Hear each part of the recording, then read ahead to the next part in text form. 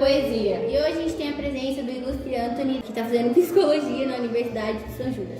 E hoje ele vai fazer a análise do poema Quando Escrevo, de João Guimarães Rosa. Bom, já indo direto ao assunto principal, vamos começar primeiro com a recitação do poema. Quando escrevo, repito o que já vivi antes, e para estas duas vidas, um léxico só não é suficiente.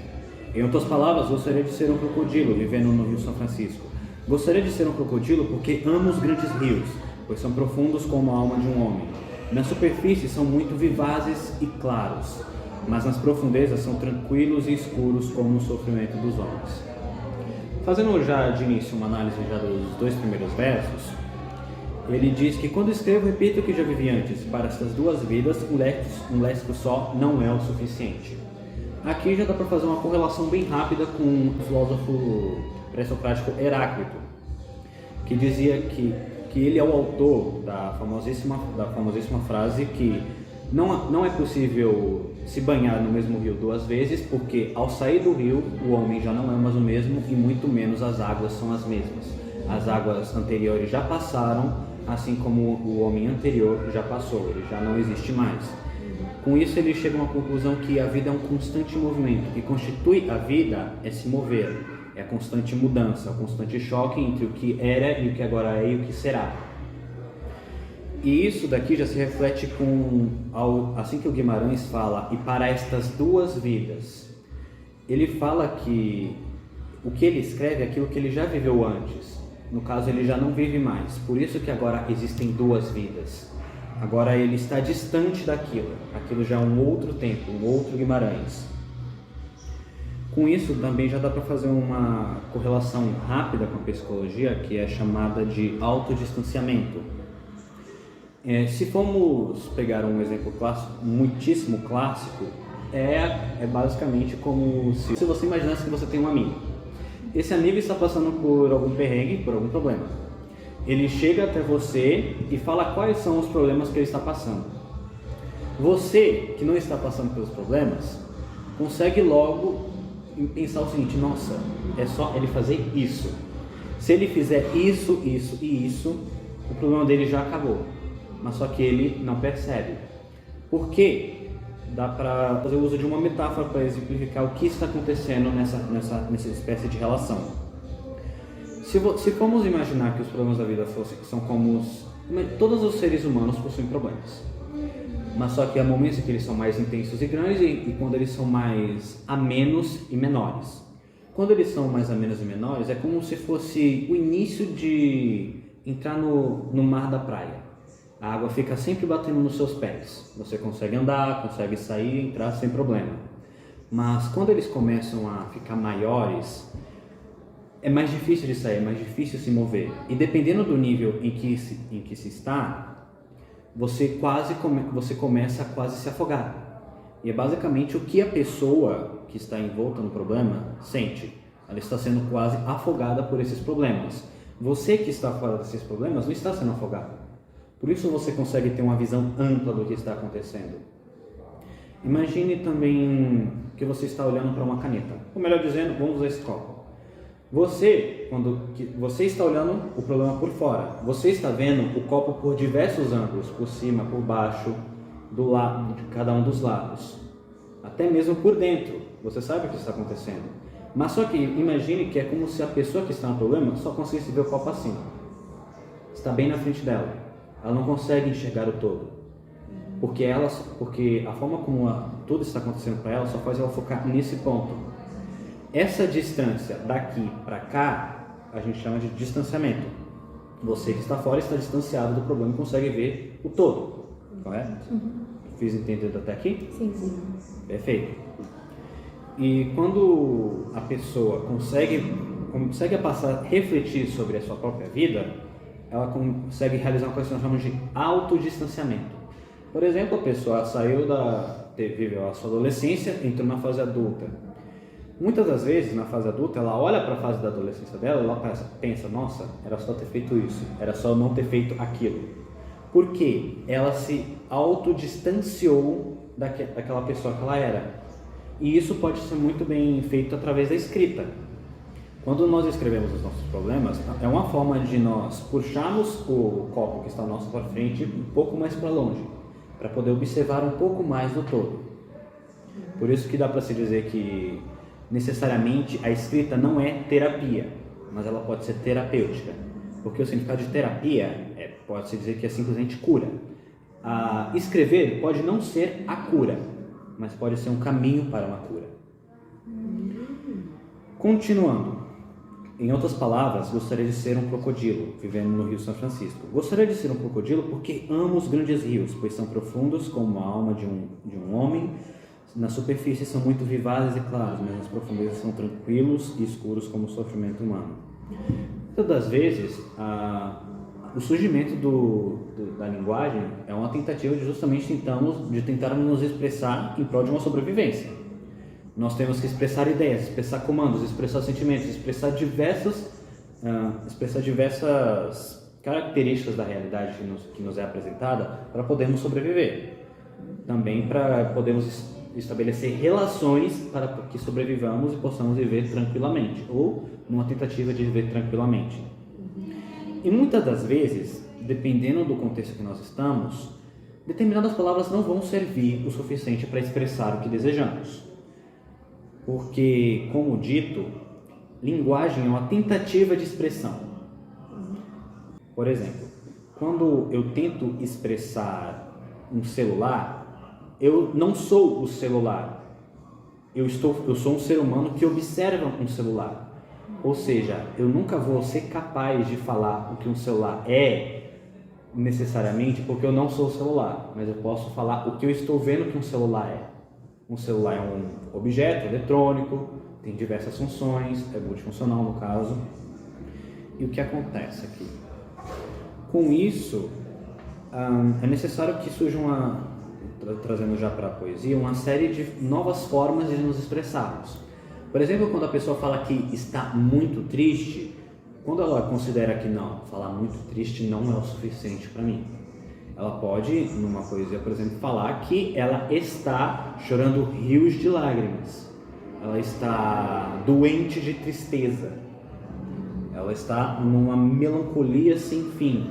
Não sei como melancólico, tanto que melancolia significa tristeza profunda. Por quê? Por que todo esse exagero? Por que essa nova forma de expressar simplesmente algo que poderia ser dito como estou muito triste? Porque a linguagem sempre tem que tentar se adaptar ao organismo. O organismo vê que não, isso daqui não vai ser suficiente, eu tenho que falar dessa forma. Quando o Guimarães diz, gostaria de ser como um crocodilo, ser um crocodilo no caso, vivendo no Rio São Francisco, é como se ele dissesse, já começando a unificar todo o contexto do texto, do poema, é como se ele dissesse que ele gostaria de estar adaptado a estar na onde a vida acontece, na onde as profundezas dos seres humanos são reveladas. Porque os seres humanos, isso é basicamente toda e qualquer literatura, são descritos como, inicialmente são superficiais, mas conforme você vai conversando, estabelecendo relações, observando a forma como se comportam, você vê que não é simplesmente uma superfície que existe ali, tem alguma coisa muito mais profunda.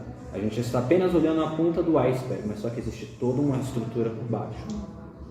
Então, quando ele fala que gostaria de ser um crocodilo, a gente tem que se lembrar que o crocodilo é obviamente adaptado a rios. É um excelente nadador de rios.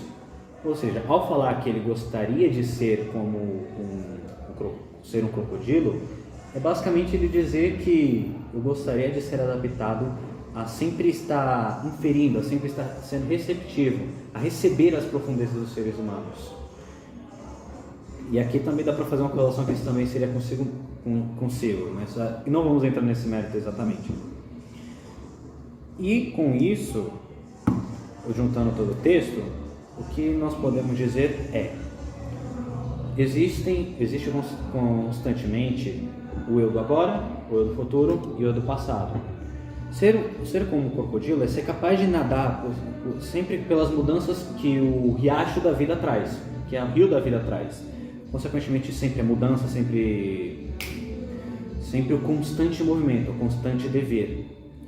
Ser um crocodilo é basicamente você olhar para todas essas tensões que vão para diversos lados, para diversos caminhos, para diversas realidades, diversas existências, e ser capaz de lidar com tudo isso. Ser capaz de ter aquilo passando através de você, por cima de você, mas aquilo não ser você. Você não é a mudança passa por você. Com isso, o Guimarães está falando basicamente que ter uma autoconsciência, ter um autodistanciamento mostrando que, ok, os problemas não sou eu. Eu não sou o problema. Eu estou vivendo o problema. Também o problema pode parecer grande agora, mas só que se eu me distancio dele, eu vejo que está tudo bem. Também que a melhor forma para se lidar com todas as mudanças da vida, com o devir da vida, é ser como um crocodilo. Ser basicamente adaptado. O que significaria ser adaptado? É ter consciência disso. É ter a consciência de que tudo muda, nada permanece. Tem até um texto do Gregório de Matos que fala disso, que a única constante é a inconstância.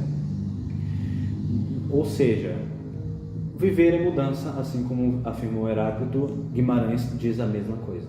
Muito obrigada pela sua participação no nosso podcast. Obrigada. Agradeço a oportunidade. Obrigada.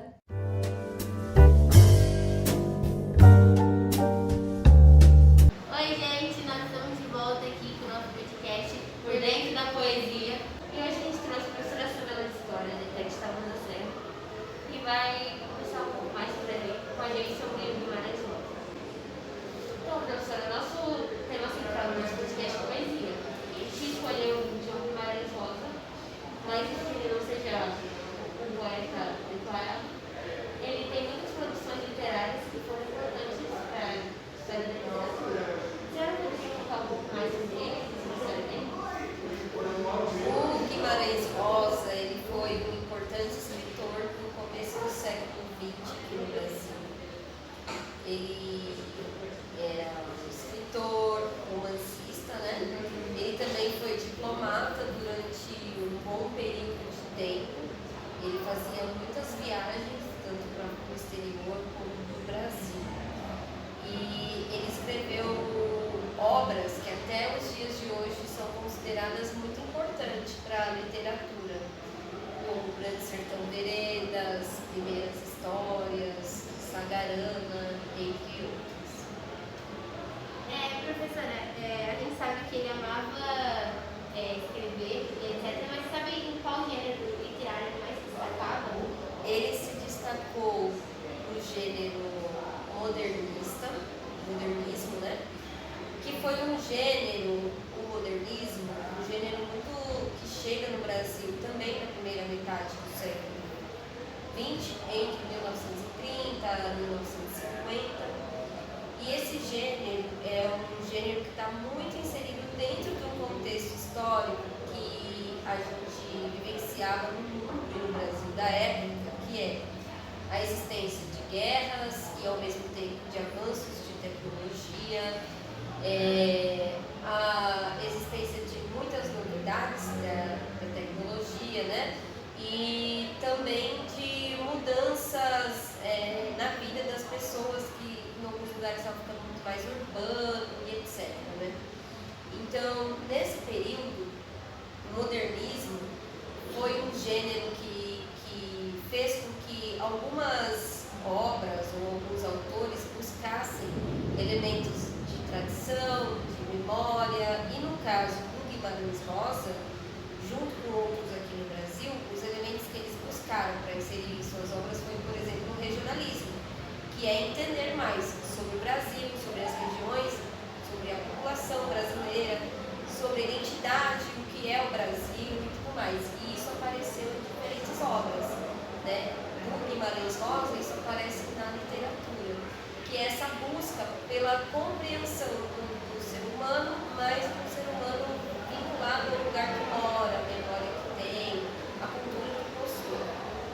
O modernismo, então, ele pode ser considerado um movimento artístico? Sim, é um movimento artístico que envolve diferentes obras de artes, por exemplo, pintura, artes plásticas, né? E também a literatura, como entra o Guimarães Rosa. E ele ficou conhecido na época mesmo pelas suas obras ou só anos depois? O Guimarães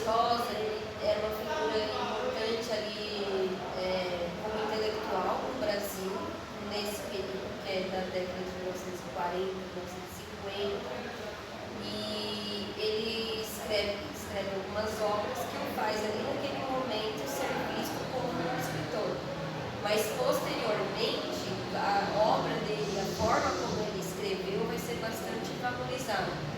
Tanto que até hoje em dia, né, alguns vestibulares, ou alguns cursos, ou escola, passa obras do Guimarães para serem lidas.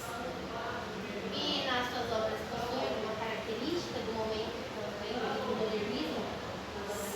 Nas obras do Guimarães, a gente tem algumas características do regionalismo. Por exemplo, em Grandes Sertões Veredas, ele escreve sobre a realidade, né, de famílias, da desigualdade no Brasil que se tinha naquele momento, que era um número de pessoas, né, que não tinham acesso a coisas básicas, alimentação, saúde, água, e que eram esquecidos em regiões inóspitas do Brasil que nenhum literário, nenhum pensador tinha se preocupado ali de escrever, por exemplo, né, de falar sobre.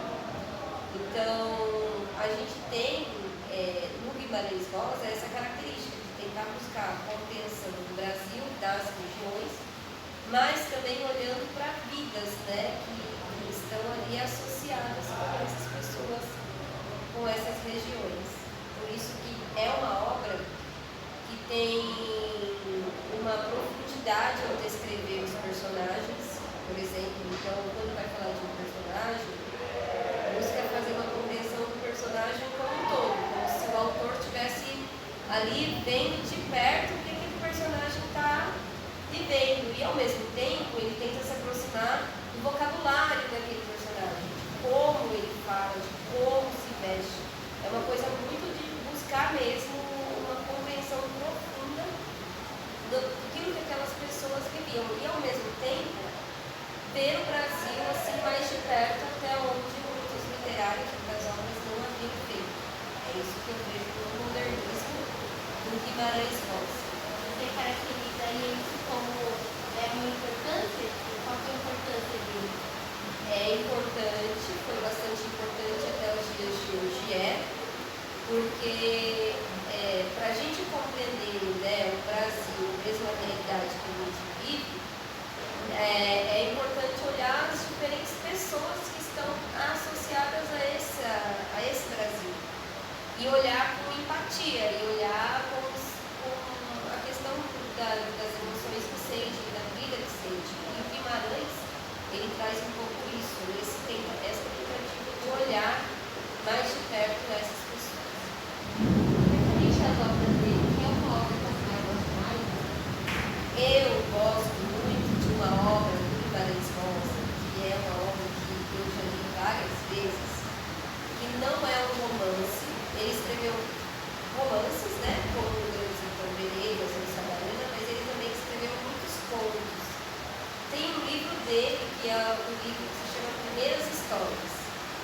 E esse livro é o meu favorito, porque dentro do livro tem muitos pontos que ele traz esses elementos de descrever os personagens com muita clareza, profundidade. E dentro desse livro, Primeiras Histórias, tem um conto que se chama A Terceira Margem do Rio. E esse conto é a história de uma família que o pai, ele, em determinado momento da vida da família, essa família morava perto de um rio, né, que tinha uma margem muito extensa. Esse pai resolve se afastar da família com um barco e vai, e a família fica muitos anos esperando o retorno desse pai, que se afasta, mas que ao mesmo tempo não morreu, não aconteceu nada com ele só se afastou.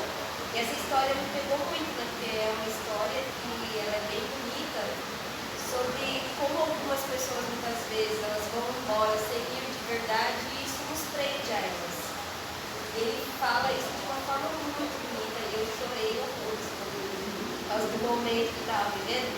Então, para mim, o Guimarães Rosa, ele tem essa característica, que é, muitas vezes, na escrita dele, ele vai se aprofundando nos sentimentos dos personagens, e ele vai fazendo isso e a gente vai se envolvendo de verdade. Então, quando ele traz questões sociais, né, mais afetivas, emocionais, ele faz isso com profundidade. Então, pra mim, é o que eu mais gosto dele. Puxando o gancho, o Guimarães gosta muito de usar poema e história também. Você vai poder explicar a diferença de história também e história contada? Isso, esse primeiro das histórias, por exemplo, é com ele. E a história com H é a história mais acadêmica, né? É uma história que é aquela que vocês aprendem muitas vezes na escola, está ali fortemente vinculada com história da sociedade. Histórias como ele, que muitas vezes ele usa, é uma história que não tem muito relação com o fato, com a realidade, apesar de trazer muitas vezes elementos de uma realidade. Esse é um outro fator que Guimarães tem. Em seus livros, ele mistura, né, o mítico, uma coisa que é irreal, que a gente lendo, a gente vê que não é possível que aconteça de verdade, com coisas que estão muito na realidade. Então ele consegue fazer essa ligação, o que deixa as histórias ainda mais interessantes. É a minha opinião.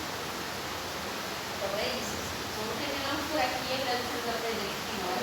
Gente, eu que agradeço vocês me considerarem e virem conversar comigo. Gostei, tá bom?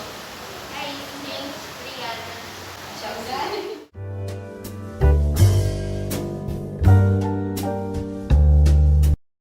O poema do cume. No alto daquele cume, plantei uma roseira. O vento no cume bate, a rosa no cume cheira.